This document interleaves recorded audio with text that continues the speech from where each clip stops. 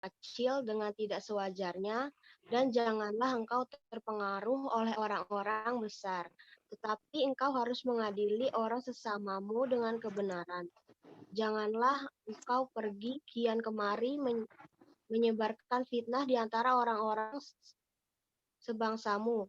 Janganlah engkau mengancam hidup sesamamu manusia, akulah Tuhan. Janganlah engkau membenci saudaramu di dalam hatimu, tetapi engkau harus berterus terang menegur orang sesamamu, dan janganlah engkau mendatangkan dosa kepada dirimu karena dia. Ayat 18, janganlah engkau menuntut balas dan janganlah menaruh dendam terhadap orang-orang sebangsamu, melainkan kasihilah sesamamu manusia seperti dirimu sendiri. Akulah Tuhan. Kamu harus berpegang kepada ketetapanku, janganlah kawinkan dua jenis ternak, dan janganlah taburi ladangmu dengan dua jenis benih, dan janganlah pakai pakaian yang terbuat daripada dua jenis bahan. Ayat 20, apabila seorang laki-laki bersetubuh dengan seorang perempuan, yakni seorang budak perempuan yang ada di bawah kuasa laki-laki lain, tetapi yang tidak pernah ditebus dan tidak juga diberi surat tanda merdeka, maka perbuatan itu haruslah dihukum. Tetapi janganlah keduanya dihukum mati, karena perempuan itu belum dimerdekakan.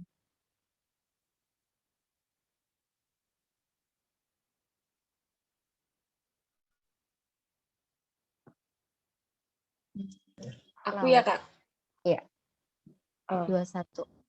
laki-laki itu harus membawa tebusan salahnya kepada Tuhan ke pintu kemah pertemuan, yakni seekor domba jantan sebagai korban penebus salah.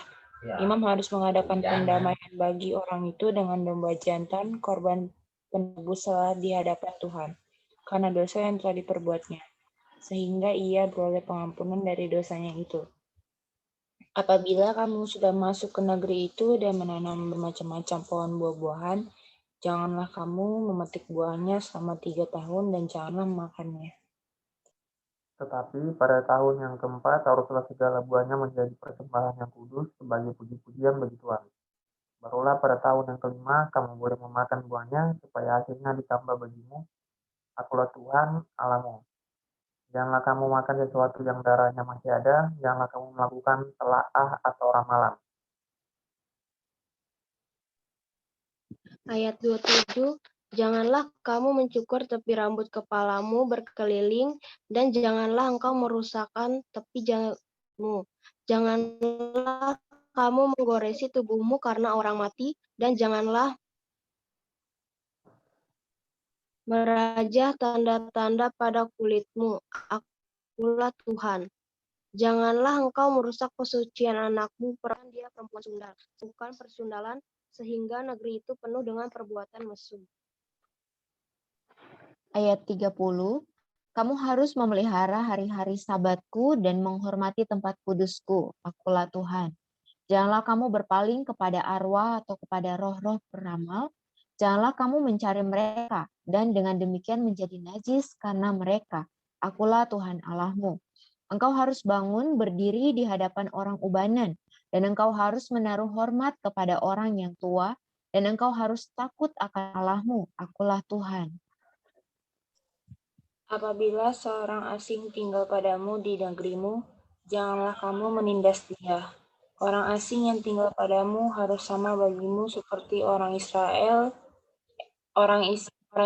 asli dari antaramu. Kasihilah dia seperti dirimu sendiri, karena kamu juga orang asing dahulu di tanah Mesir. Akulah Tuhan Allah. Janganlah kamu berbuat curang dalam peradilan mengenai ukuran, timbangan, dan sukatan. Ayat 36, neraca yang betul, batu timbangan yang betul, eva yang betul, dan mesin yang betul haruslah kamu pakai. Akulah Tuhan Allahmu yang membawa kamu keluar dari tanah Mesir. Demikianlah kamu harus berpegang pada segala ketetapanku dan segala peraturanku, serta melakukan semuanya itu. Akulah Tuhan, kudusnya umat Tuhan. Tuhan berfirman kepada Musa. Ayat 2, engkau harus berkata kepada orang Israel, setiap orang baik di antara orang Israel maupun dari antara orang asing yang tinggal di tengah-tengah orang Israel, yang menyerahkan seorang dari anak-anaknya kepada Molok, pastilah ia dihukum mati, yakni rakyat negeri harus melontari dia dengan batu. Aku sendiri akan menentang orang itu dan akan melenyapkan dia dari tengah-tengah bangsanya, karena ia menyerahkan seorang dari anak-anaknya kepada Molok, dengan maksud menajiskan tempat kudusku dan melanggar kekudusan namaku yang kudus. Tetapi jikalau rakyat negeri menutup mata terhadap orang itu, ketika ia menyerahkan seorang dari anak-anaknya kepada Molok dan tidak menghukum dia mati, Maka aku sendiri akan menentang orang itu serta kaumnya dan akan melenyapkan dia dari tengah-tengah bangsanya, dan semua orang yang turut berzinah mengikuti dia, yakni berzina dengan menyembah Molok. Orang yang berpaling kepada arwah atau kepada roh-roh peramal, yakni yang berzinah dengan bertanya kepada mereka. Aku sendiri akan menentang orang itu dan melenyapkan dia dari tengah-tengah bangsanya. Ayat 7. Maka kamu harus menguduskan dirimu dan kuduslah kamu, sebab akulah Tuhan Allahmu. Demikianlah kamu harus berpegang pada ketetapanku dan melakukannya. Akulah Tuhan yang menguduskan kamu. Apabila ada seorang yang mengutuki ayahnya atau ibunya, pastilah ia dihukum mati. Ia telah mengutuki ayahnya atau ibunya, maka darahnya tertimba kepadanya sendiri. Bila seorang laki-laki berzina dengan istri orang lain, yakni berzina dengan istri sesamanya manusia, pastilah keduanya dihukum mati, baik laki-laki maupun perempuan yang berzina itu. Bila seorang laki tidur dengan seorang istri ayahnya, jadi ia melanggar hak ayahnya, pastilah keduanya dihukum mati, dan darah mereka tertimpa kepada mereka sendiri. Bila seorang laki-laki tidur dengan menantunya perempuan, pastilah keduanya dihukum mati. Mereka telah melakukan suatu perbuatan keji, maka darah mereka tertimpa kepada mereka sendiri. Bila seorang laki-laki tidur dengan laki-laki secara orang bersetubuh dengan perempuan, jadi keduanya melakukan suatu kekejian. Pastilah mereka dihukum mati dan darah mereka tertimpa kepada mereka sendiri. Ayat 14, bila seorang laki-laki mengambil seorang perempuan dan ibunya, itu suatu perbuatan mesum. Ia dan kedua perempuan itu harus dibakar supaya jangan ada perbuatan mesum di tengah-tengah kamu. Bila seorang laki-laki berkelamin dengan seekor binatang, pastilah ia dihukum mati, dan binatang itu pun harus kamu bunuh juga. Bila seorang perempuan menghampiri binatang ataupun untuk berkelamin, haruslah kau bunuh perempuan dan binatang itu.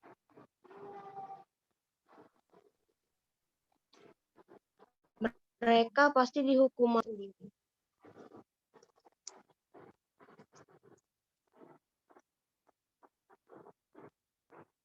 Ayat berapa tadi ya? 16 sekarang? Sekarang 17, Kak. Oh, 17. Bila seorang laki-laki mengambil saudaranya perempuan, anak ayahnya atau anak ibunya, dan mereka bersetubuh, maka itu suatu perbuatan sumbang, dan mereka harus dilenyapkan di depan orang-orang sebangsanya. Orang itu telah menyingkapkan aurat saudaranya perempuan, maka ia harus menanggung kesalahannya sendiri. Bila seorang laki-laki tidur dengan seorang perempuan yang bercemar kain, jadi ia menyingkapkan aurat perempuan itu dan membuka tutup lelerannya, sedang perempuan itu pun membiarkan tutup leleran darahnya itu disingkapkan, keduanya harus dilenyapkan dari tengah-tengah bangsanya. Ayat 19, janganlah kau singkapkan aurat saudara perempuan ibumu atau saudara perempuan ayahmu, karena aurat seorang kerabatnya sendirilah yang dibuka, dan mereka harus menanggung kesalahannya sendiri. Bila seorang laki-laki tidur dengan istri saudara ayahnya, jadi ia melanggar hak saudara ayahnya. Mereka mendatangkan dosa kepada dirinya dan mereka akan mati dengan tidak beranak. Bila seorang laki-laki mengambil istri saudaranya, itu suatu kecemaran, karena ia melanggar hak saudaranya laki-laki dan mereka akan tidak beranak. Demikianlah kamu harus berpegang pada segala ketetapanku dan segala peraturanku, serta melakukan semuanya itu, supaya jangan kamu dimuntahkan oleh negeri Tuhan aku membawa kamu untuk diam di sana. Ayat 23, janganlah kamu hidup menurut kebiasaan bangsa yang akan kuhalau dari depanmu, karena semuanya itu telah dilakukan mereka, hingga aku muak melihat mereka. Tetapi kepadamu aku telah berfirman, kamulah yang akan menduduki tanah mereka, dan akulah yang akan memberikannya kepadamu, menjadi milikmu, suatu negeri yang berlimpah-limpah susu dan madunya. Akulah Tuhan Allahmu, yang memisahkan kamu dari bangsa-bangsa lain. Kamu harus membedakan binatang yang tidak haram dari yang haram dan burung-burung yang haram dari yang tidak haram, supaya kamu jangan membuat dirimu jijik oleh binatang berkaki empat, dan burung-burung, dan oleh segala yang merayap di muka bumi, yang telah kau pisahkan supaya kamu haramkan.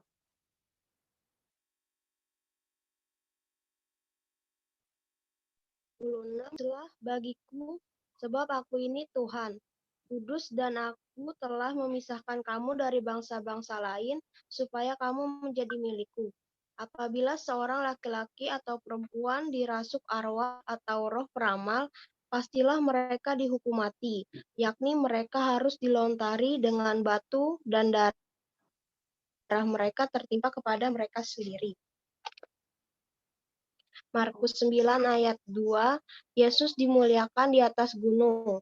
Ayat 2, 6 hari kemudian Yesus membawa Petrus, Yakobus, dan Yohanes, dan bersama-sama dengan mereka ia naik ke sebuah gunung yang tinggi. Di situ mereka sendirian saja. Lalu Yesus berubah rupa di depan mata mereka. Ayat 3, dan pakaiannya sangat putih berkilat-kilat. Tidak ada seorang pun di dunia ini yang dapat mengelantang pakaian seperti itu. Maka nampaklah kepada mereka Elia bersama dengan Musa. Keduanya sedang berbicara dengan Yesus. Kata Petrus kepada Yesus, Rabi, betapa bahagianya kami berada di tempat ini. Baiklah kami dirikan 3 kemah, satu untuk engkau, satu untuk Musa, dan satu untuk Elia. Ia berkata demikian, sebab tidak tahu apa harus dikatakannya karena mereka sangat ketakutan. Maka datanglah awan menaungi mereka, dan dari dalam awan itu terdengar suara, inilah anak yang kukasihi, dengarkanlah dia. Dan sekoyong-koyong waktu mereka memandang sekeliling mereka, mereka tidak melihat seorang pun lagi bersama mereka kecuali Yesus seorang diri.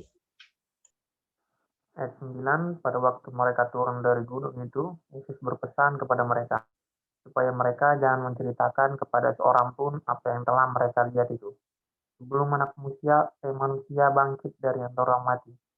Mereka memegang pesan tadi sambil mempersoalkan di antara mereka apa yang dimaksud dengan bangkit dari antara orang mati. Lalu mereka bertanya kepadanya, mengapa lihat di Taurat berkata bahwa Elia harus datang dahulu? Ayat 12, jawab Yesus, memang Elia akan datang dahulu dan memulihkan segala sesuatu. Hanya bagaimanakah dengan yang ada tertulis mengenai anak manusia, bahwa ia akan banyak menderita dan akan dihinakan. Tetapi aku berkata kepadamu, memang Elia sudah datang dan orang memperlakukan dia menurut kehendak mereka, sesuai dengan yang ada tertulis tentang dia. Yesus mengusir roh dari seorang anak yang bisu. Ayat 14. Ketika Yesus, Petrus, Yakobus, dan Yohanes kembali kepada murid-murid lain, mereka melihat orang banyak mengerumuni murid-murid itu, dan beberapa ahli Taurat sedang mempersoalkan sesuatu dengan mereka. Ayat 15, pada waktu orang banyak itu melihat Yesus, tercenganglah mereka semua dan bergegas menyambut dia.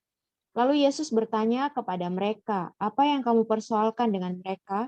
Kata seorang dari orang banyak itu, Guru, anakku ini kubawa kepadamu karena ia kerasukan roh yang membisukan dia.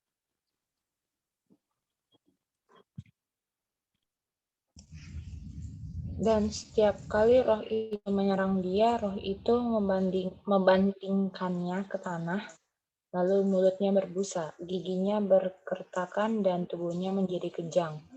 Aku sudah meminta kepada murid-muridmu supaya mereka mengusir roh itu, tetapi mereka tidak dapat.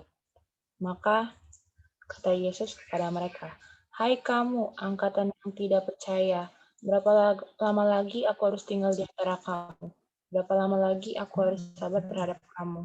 Bawalah anak itu kemari. Lalu mereka membawanya kepadanya. Waktu roh itu melihat Yesus, anak itu segera digoncang-goncangnya. Dan anak itu terpelanting ke tanah dan terguling-guling sedang mulutnya berbusa. Ayat 21, lalu Yesus bertanya kepada ayah anaknya itu, sesudah berapa lama ia mengalami ini? Jawabnya, sejak masa kecilnya. Dan seringkali roh itu menyeretnya ke dalam api ataupun ke dalam air untuk membinasakannya. Sebab itu, jika engkau dapat berbuat sesuatu, tolonglah kami dan kasihanilah kami. Jawab Yesus, katamu, jika engkau dapat, tidak ada yang mustahil bagi orang yang percaya. Ayat 24, segera ayah anak itu, "Tolonglah aku yang tidak percaya ini." Ketika Yesus melihat orang banyak makin datang berkerumun, ia menegur roh jahat itu dan dengan keras katanya, "Hai kau roh yang menyebabkan orang menjadi bisu dan tuli, aku memerintahkan engkau, keluarlah daripada anak ini dan jangan memasukinya lagi." Ayat 26, lalu keluarlah roh itu sambil berteriak dan menggoncang-goncang anak itu dengan hebatnya.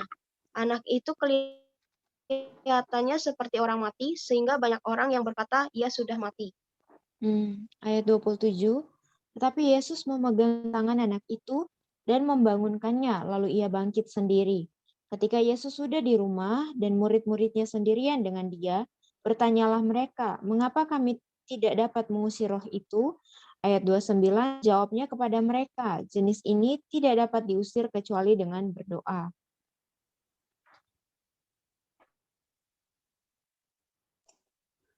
Pemberitahuan kedua tentang penderitaan Yesus. Ayat 30, Yesus dan murid-muridnya berangkat dari situ dan melewati Galilea. Dan Yesus tidak mau hal itu diketahui orang. Sebab ia sedang mengajar murid-muridnya, ia berkata kepada mereka, Anak manusia akan diserahkan ke dalam tangan manusia, dan mereka akan membunuh dia. Dan 3 hari sudah ia dibunuh, ia akan bangkit. Mereka tidak mengerti perkataan itu, namun segan menanyakannya kepadanya. Siapa yang terbesar di antara para murid? 33. Kemudian tiba Yesus dan murid-muridnya di Kapernaum. Ketika Yesus sudah di rumah, ia bertanya kepada murid-muridnya, apa yang kamu perbincangkan dari tengah jalan? Tetapi mereka diam, sebab di tengah jalan tadi mereka mempertengkarkan siapa yang terbesar di antara mereka. Lalu Yesus duduk dan memanggil ke-12 muridnya itu, katanya kepada mereka, jika seseorang ingin menjadi yang terdahulu, hendaklah ia menjadi yang terakhir. Dari semuanya, pelayanan dan pelayan dari semuanya.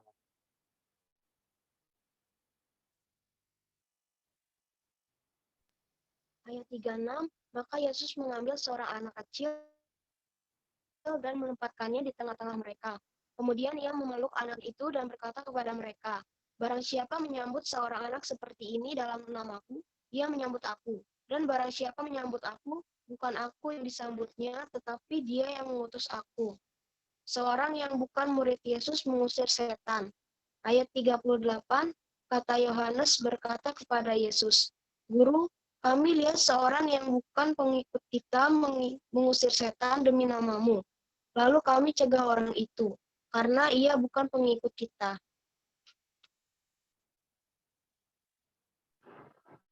Ayat 39, tetapi kata Yesus, jangan kamu cegah dia, sebab tidak seorang pun yang telah mengadakan mujizat demi namaku dapat seketika itu juga mengumpat aku. Barang siapa tidak melawan kita, ia ada di pihak kita.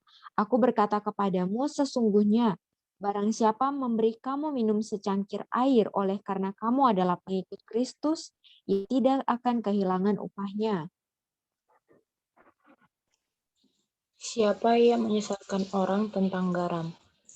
Barang siapa menyesatkan salah satu dari anak kecil yang percaya ini, lebih baik baginya jika sebuah batu kilangan diikatkan pada lehernya lalu ia dibuang ke dalam laut. Dan jika tanganmu menyesatkan engkau, penggalah, karena lebih baik engkau masuk ke dalam hidup dengan tangan kudung daripada dengan tuh kedua tanganmu dibuang ke dalam neraka, ke dalam api yang tak padam. Di tempat itu ulatnya tidak akan mati dan apinya tidak akan padam. Dan jika kakimu menyesatkan engkau, penggalang, karena lebih baik engkau masuk ke dalam hidup dengan timpang daripada dengan utuh kedua kakimu dicampakkan ke dalam neraka. Di tempat itu ulatnya tidak akan mati dan apinya tidak akan padam. Dan jika matamu menyesatkan engkau, cengkelah, karena lebih baik engkau masuk ke dalam kerajaan Allah dengan bermata satu daripada dengan bermata dua dicampakkan ke dalam neraka. Ayat 48, di mana ulat-ulat bangkai tidak mati dan api tidak padam, karena setiap orang akan digarami dengan api. Garam memang baik, tetapi jika garam menjadi hambar, dengan apakah kamu mengasinkannya? Hendaklah kamu selalu mempunyai garam dalam dirimu dan selalu hidup berdamai yang seorang dengan yang lain. Amin. Amen.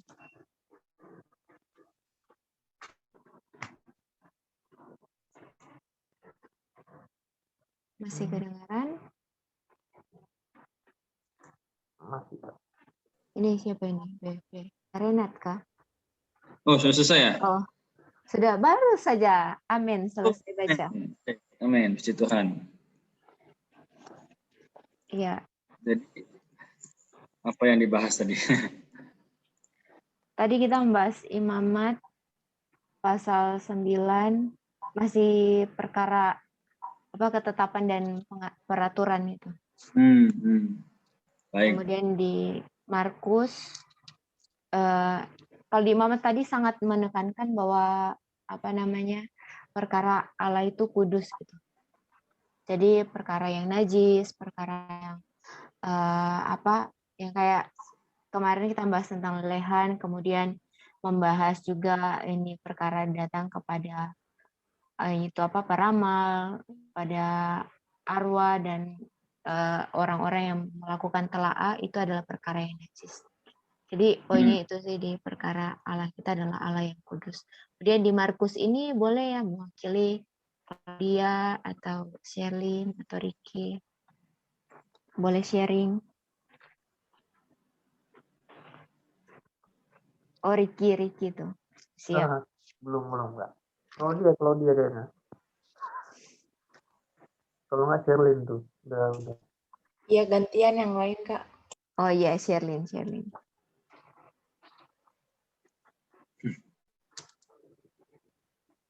Kalau Sherlyn, ini Kak yang itu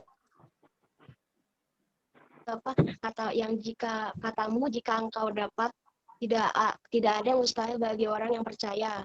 Segera ayah anak itu berteriak, aku percaya, tolonglah aku yang tidak percaya ini. Di sini tadi pas sebelum acara ini sering baca. Nah di sini berarti kita harus jadi orang yang yakin gitu Kak, nggak boleh setengah-setengah kan. Kalau yang di sini yang sering tangkap kayaknya dia itu kayak nggak percaya banget gitu, maksudnya makanya Tuhan yakinin, makanya kamu harus percaya gitu Kak. Terus Sherlyn juga yang yang Markus 9 ayat yang terakhir yang siapa menyesatkan orang tentang garam, itu kan yang di akhir-akhir kayak cungkilah mata ataupun yang ini potong tangan. Itu tuh waktu Sherlyn kecil, kalau misalkan kita misalkan memukul gitu nggak sengaja, itu udah dibilang jangan kayak gitu nanti tangannya buntung gitu. Itu dari Sherlyn.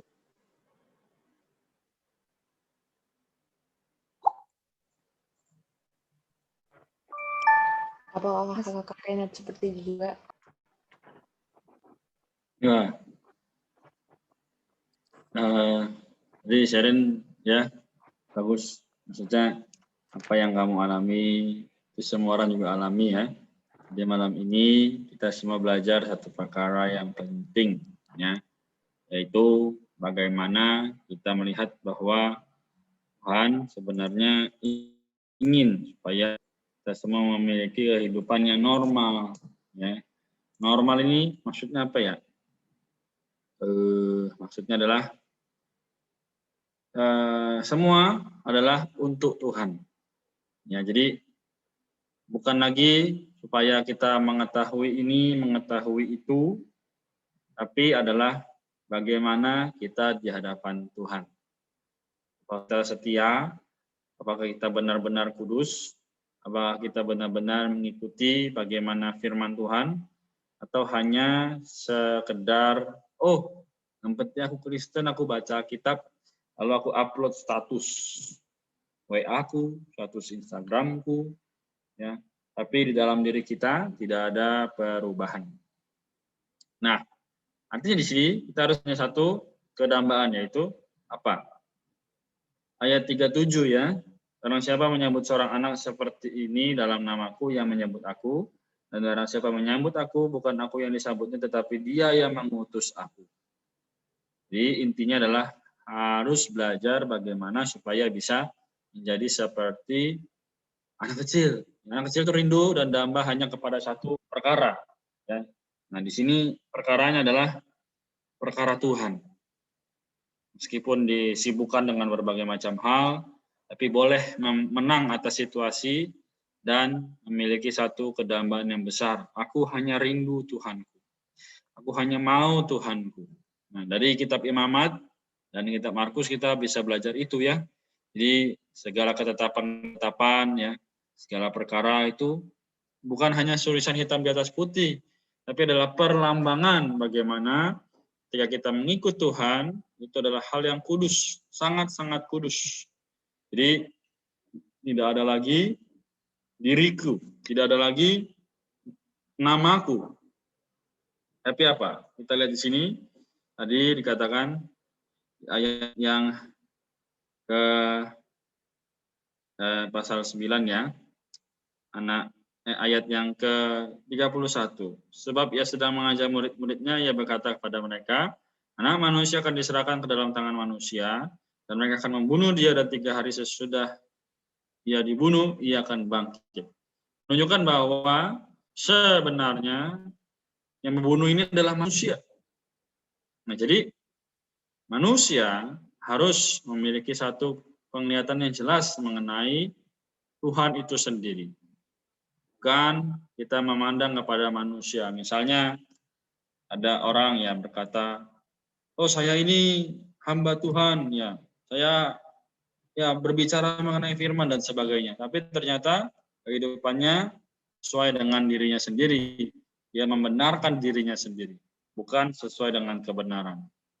Jadi bagaimanapun situasi hari ini, tadi teman-teman sudah baca semua ya, sudah dijelaskan juga, mungkin sudah sharing.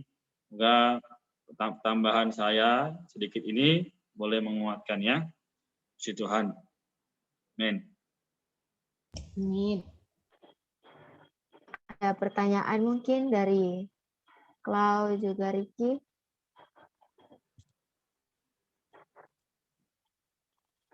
Aku no. Belum. Ya, itu sudah jelas ya. Aku mau nanya. Uh-huh. Aku bertanya, untuk hal-hal mengartikan Alkitab ini kita butuh orang yang paham atau kita bisa sendiri ya tidak? Maksudnya kan kayak dengan ayat-ayat potonglah tanganmu kalau lebih baik kamu kau potong daripada engkau masih meragakan, kan maksudnya nggak harus kita potong betulan kan? Iya. Kita mengartikan sebuah kalimat-kalimat dari Alkitab ini, kita dapat mengartikan sendiri atau harus emang ada pembelajaran gitu sama orang-orang yang lebih paham lah maksudnya?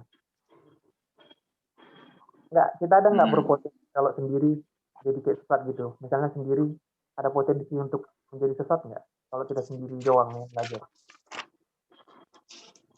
Iya. Oke, pertanyaan yang bagus ya. Jadi saya bisa bantu jawab sedikit gini. Misalnya, tadi Triki sudah kasih contoh, potong lengan kalau berdosa dan sebagainya. Kan nggak mungkin ya. Tapi kita bisa belajar sendiri, melihat fakta-fakta ya di Alkitab. Ya. Lalu kita juga bisa yang kedua bersekutu atau dengan orang yang lebih matang rohaninya. Nah, matang rohani di sini adalah orang yang lebih dahulu memahami Alkitab. Ya. Memang dikatakan janganlah seorang pun menganggap engkau rendah karena engkau muda. tapi jadilah teladan ya. Jadi ada juga yang sudah masih muda namun dia sudah belajar Alkitab ya, teman-teman boleh tanya pada mereka. Jadi pada hal ini tidak harus belajar sendiri, karena nanti kalau kita belajar sendiri maka kayaknya ini nggak sesuai deh, nanti coba aku cocokin sama diriku gitu. Nah, akhirnya menjadi pembenaran. Nah, ini yang berbahaya.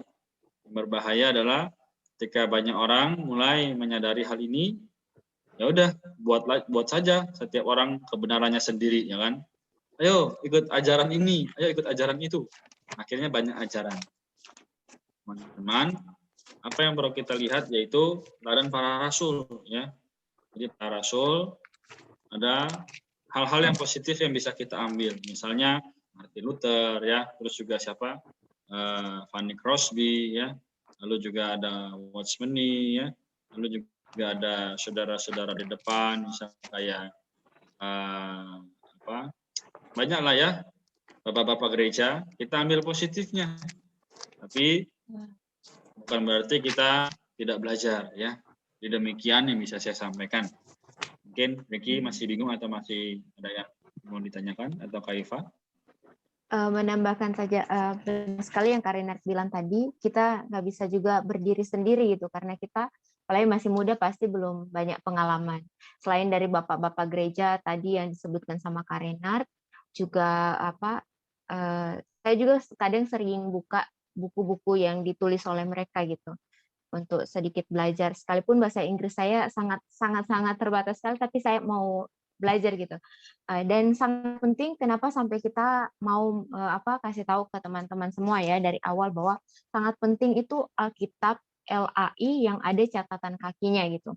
Karena misalnya ini ya, kita lihat tadi di Markus pasal berapa ya, mengenai pasal 9, sebentar ya supaya tidak tertutup. Itu makna secara tulisan ya, bukan makna, secara tulisannya itu misalnya di sini perkara Markus 9 ayat 47. Jika matamu menyebabkan engkau berdosa, cungkilah, karena lebih baik engkau masuk dalam kerajaan Allah dengan bermata satu daripada dengan bermata dua dicampakkan ke dalam neraka. Di sini perkara cungkil, mata yang dicungkil, kemudian di ayat 43 perkara tangan yang berbuat dosa ini perlu dipenggal, itu cross reference-nya ayatnya itu di dalam Matius pasal 5, karena pasal 5 juga membahas ini kan, ayat 29 dan 30.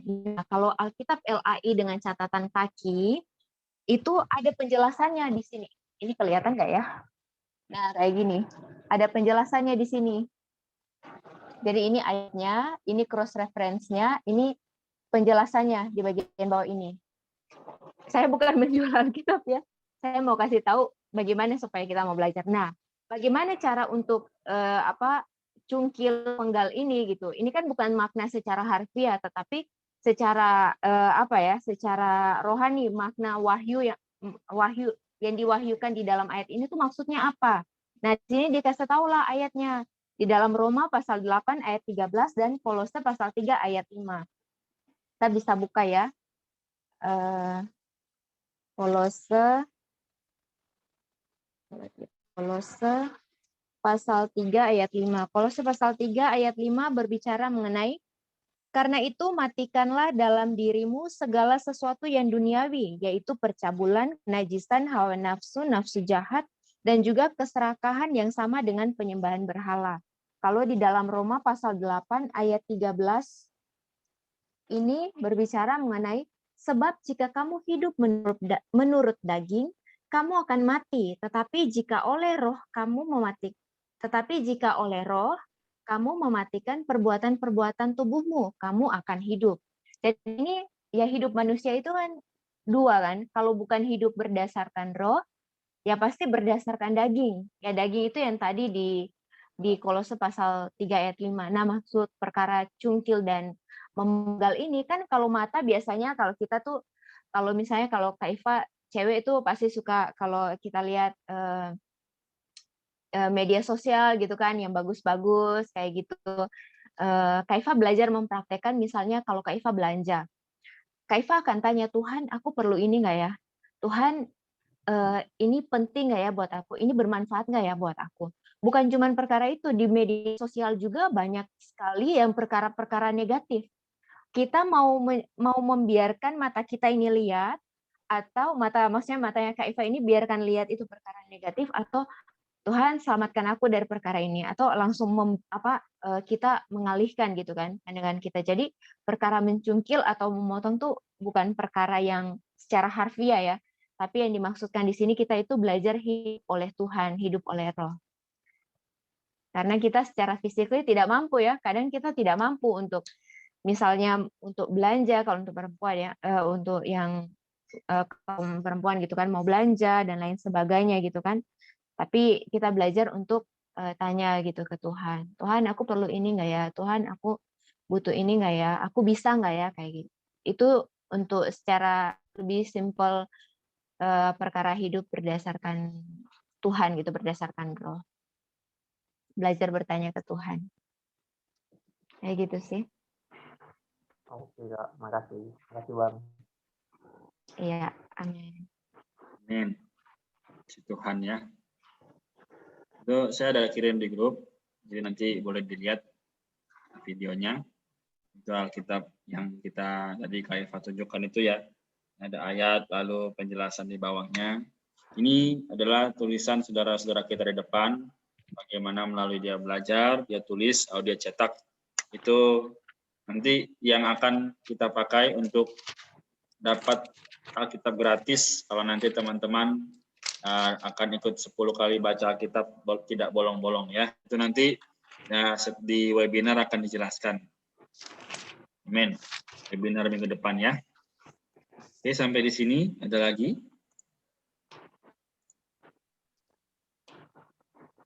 Ini Ricky sudah penasaran nih.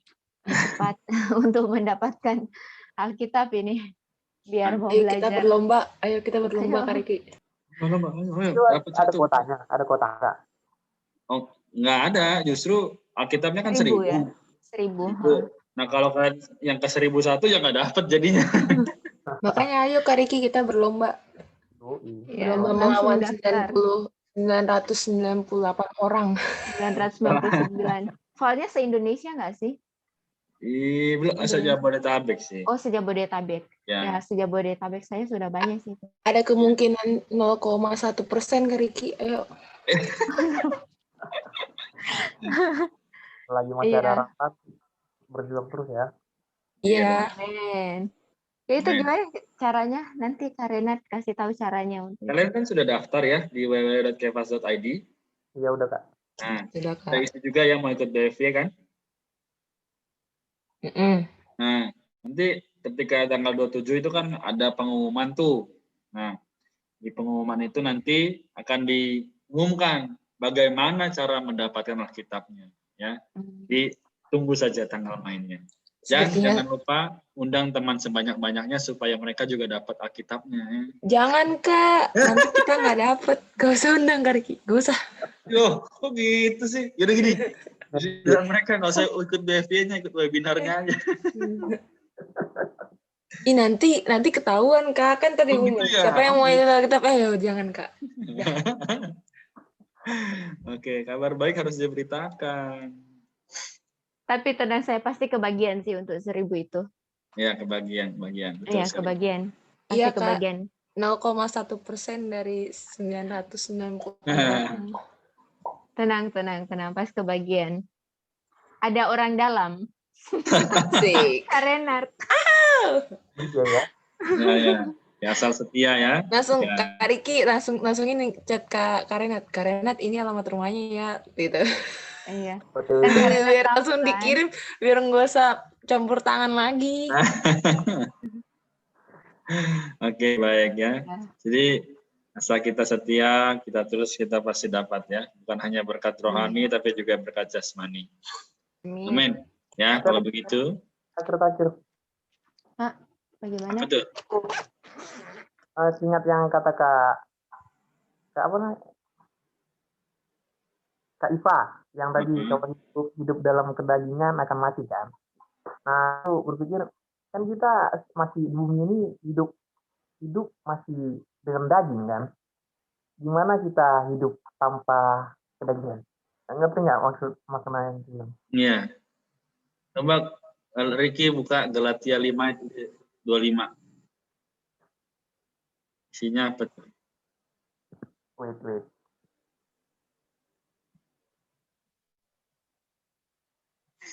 Galatia 5:25.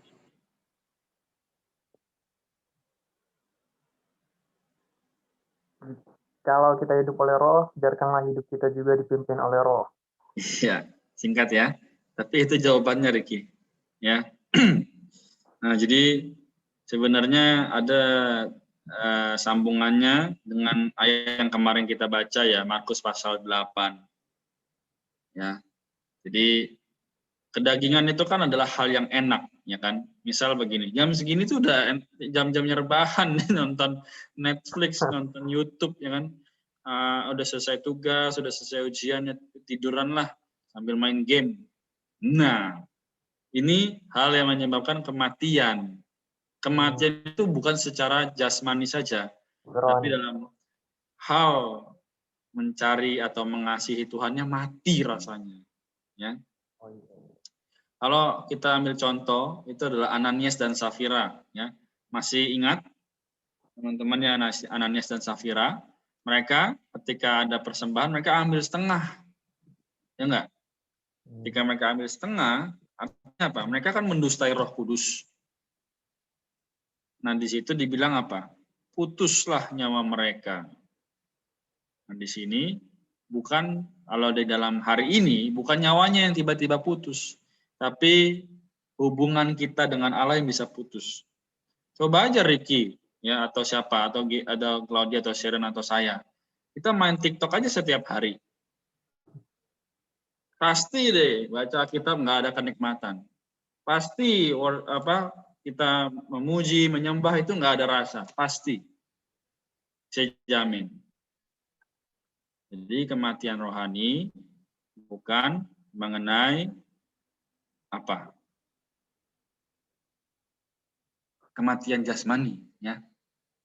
Tapi bagaimana hubungan kita dengan Allah yang putus? Karena dikatakan Markus 8:35, karena siapa yang mau menyelamatkan nyawanya, ia akan kehilangan nyawanya. Tapi barang siapa kehilangan nyawanya karena aku dan karena Injil, ia akan menyelamatkannya. Nah, ini memang perkara yang harus kita pikir berulang-ulang. Saya juga seusia Ricky dulu, saya ini nggak ngerti, Tuhan ini nyawa apa sih? Saya kok mau menyelamatkan malah kehilangan, tapi kehilangan malah menyelamatkan. Bingung, aduh pusing. Tapi ketika saya dalamin ya, saya belajar bahwa ternyata saya ini nggak boleh seneng gitu. Senang artinya apa? Daging saya ini nggak boleh kasih makan. Kalau dikasih makan terus ya misal nonton ya kan, nonton Naruto ya, nonton hal-hal yang saya suka, aduh saya pasti bisa. Saya bisa buat jadi YouTuber ya bisa. Tapi artinya apa? Saya mematikan roh saya di mana tempat Allah berhuni. Karena di dalam kitab Yohanes kita juga tahu bahwa hari ini penyembah-penyembah yang benar tuh tahu ya, ketika kita mau menyembah Allah itu di dalam roh dan kebenaran, bukan di dalam daging. Gitu. Jadi Ricky, jawabannya adalah supaya tidak hidup dalam daging ya. Setiap hari ikuti lagu sekolah minggu itu. Baca kitab suci, doa tiap hari, doa tiap hari, doa tiap hari. Baca kitab suci, doa tiap hari kalau mau tumbuh. Nah, jadi bukan baca manga, lain webtoon, ini bukan. Baca kitab suci. Pasti deh, dagingnya mati. Pasti. Karena dagingnya nggak diberi makan. Iya sih. Betul Ya lah yang bilang Badi. Kalau emang sepanjang hari kita emang cuma ngasih makan daging, pas malamnya mau menyembah, berdoa, kayak emang gak ada rasa sama sekali. That's it. That's the answer. You get it, man. Gak ada kekuatan gitu kan. Dan hal itu yang membuat aku terkadang jadi malas berdoa gitu, karena ketika ya rasanya nggak ada gitu. Berat. Betul. Memulainya juga berat, Kak. Iya. Karena kan roh itu di bagian paling dalam ya. Kalau kita lihat ada 3 lingkaran roh, jiwa dan tubuh. Roh itu kan di bagian paling dalam. Itu kalau udah ketutup sama debu-debu dunia, debu-debu hal yang bukan Tuhan, ya udah rohnya mati gitu loh. Maksudnya yang nggak bisa berfungsi lagi untuk hari itu. Mau berdoa nggak ada semangat. Teman ngajak doa, nanti deh ini gue lagi seru nih. Teman ngajak baca kitab, tunggu dulu, ini belum selesai. Nah, padahal rohnya semakin lama semakin mati. Seperti contoh aja, misalnya tadinya nggak mau bohong, tapi bohong terus, akhirnya tertimbunlah hati nuraninya. Ya. Ini bukan perkara yang kelihatan, tapi nyata. Ya, maka Tuhan berkata apa? Di dalam kitab 1 Timotius pasal 5 ayat 23, hendaklah roh, jiwa, dan tubuhmu terpelihara sempurna. Sempurna artinya apa? Tidak bercacat. Jadi kita doa, ya doa. Jangan doa sambil main HP, ya kan? Baca kitab ya baca kitab, jangan baca kitab sambil lihat notifikasi, jangan. Itu mendustai Roh Kudus. Nanti akhirnya tidak ada rasa ya bersalah, ya kan? Nah, tapi kalau ada apa konten-konten episode yang terlewat, aduh aku belum nonton. Nah, ini bahaya ya. Jadi harus hati-hati, kita harus melihat bahwa kehidupan Kristen kita bukan di hadapan siapa-siapa, tapi di hadapan Allah dan di hadapan Roh Kudus, ya. Jadi kita yang hadir malam ini mendapatkan terang ya, kita bagikan kepada teman-teman yang lain. Jangan kita dapat terang sendiri ya. Amin. Haleluya, ya. Amin. Amin. Ada lagi? Kalau belum ada, susah 1 jam ya. Iya. Udah. Memang firman Tuhan itu terang bagi kaki kita dan pelita bagi jalan kita ya. Apa kebalik? Firman terang. Ya, firman-Mu pelita bagi kakiku, terang bagi jalan. Balik. Ya, balik berarti. Nah, itu lanjutannya Ingat di baca lagu kita. ya. Amin ya. Jadi mari Amin. kita menjadi orang-orang muda yang mengalahkan maut. Bukan maut yang mengalahkan kita. Amin. Berarti sampai di sini ya. Kalau tidak ada tambahan, kita jumpa esok jam 1 siang bagi yang bisa ikut. Ya. Juga jam 8 malam bagi yang bisa sharing bersama ya. Oke. Ada lagi? Kalau tidak ada kita doa kali ya. Karena saya terlambat, saya berdoa ya kalau gitu ya. Amin. Tuhan Yesus Allah kami yang setia dari dulu sekarang sampai selamanya tidak pernah berubah kasih setiamu kepada kami. Kami sering berdosa namun Dikau masih mengampuni kami. Hatilah malam ini ada Ricky, ada Sherlyn, ada Claudia, ada Iva, juga teman-teman yang belum bisa bergabung. Tuhan biarlah melalui Alkitab, firman-Mu yang murni ini menguduskan kami dari roh, ke jiwa, dan ke tubuh. Oh Tuhan, semoga diri-Mu yang adalah Allah segala yang kami perlukan ada padamu. Berkati hasil daripada ujian yang sudah dilakukan dari anak-anak Gunadarma, juga teman-teman di kampus-kampus lain. Kami percaya bahwa Engkau adalah Allah yang akan memberikan segala sesuatu tepat pada waktunya. Juga jagalah kesehatan kami dari masa pandemi dan virus ini. Kami tahu kami perlu berdoa dengan giat, juga makin mengasihi-Mu, karena kami tahu Dikau akan segera datang.